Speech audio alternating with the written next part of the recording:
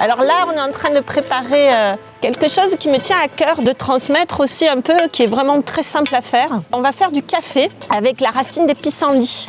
Alors le pissenlit, c'est vraiment une plante qui n'est pas rare, qui n'est pas en extinction, qui est un peu partout.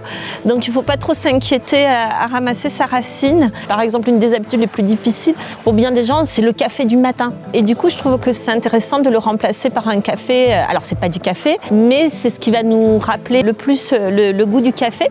Alors tout simplement, on va aller déterrer ces petites racines. Si on n'a pas trop le temps, c'est bien au moins pendant un jour de les laisser de côté, on les nettoie et on va les laisser sécher et que l'humidité s'évapore. Et ensuite, on va les couper en petits morceaux assez fins. La deuxième étape, c'est de les faire torréfier. Quand on est dans une maison, il y en a qui le font au four, mais moi je préfère vraiment nettement le faire au feu de bois. Je trouve que le goût un peu fumé que ça va rajouter est très intéressant.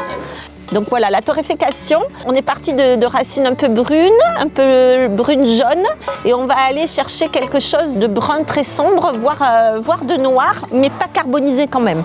Il faut être là, c'est comme toujours tout avec la cuisine au feu, il faut être vigilant, il faut être présent. On voit déjà, là dans le fumet, il y a une odeur super intéressante qui sort là, de ce côté torréfié, et on sent vraiment le côté, déjà dans l'odeur du pissenlit un peu amer. Le pissenlit, c'est une plante merveilleuse.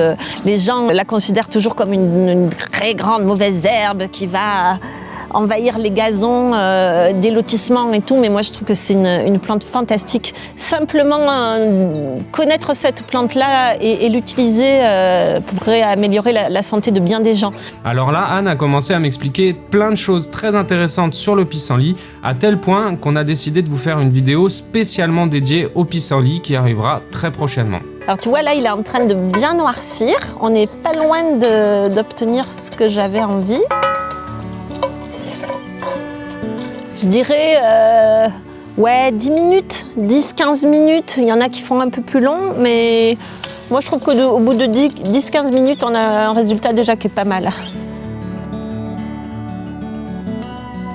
Alors, l'étape numéro 2, dans la fabrication de mon café, là je suis à la maison, alors je triche, je me facilite la vie, j'utilise un moulin à café pour réduire de la poudre.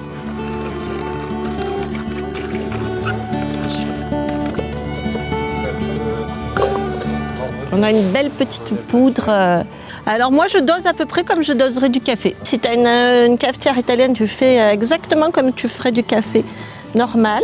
Moi j'aime bien le sucrer un peu, surtout pour la première fois qu'on en boit. Là je vais mettre juste du miel. Et maintenant on va déguster.